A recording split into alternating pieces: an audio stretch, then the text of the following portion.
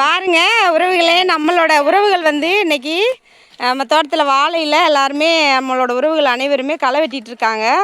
பார்த்திங்கன்னா ஒரு 7 பேர் வந்து வெட்டுறாங்க. அவங்க எல்லாருமே நம்மளோட உறவுகள் தான்.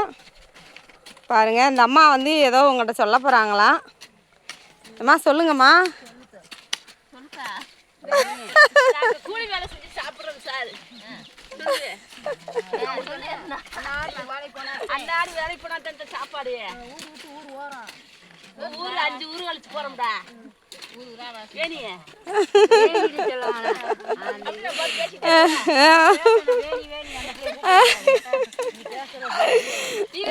ஏம்மா நீங்க பேசுறது எல்லாருமே கேட்பாங்கம்மா.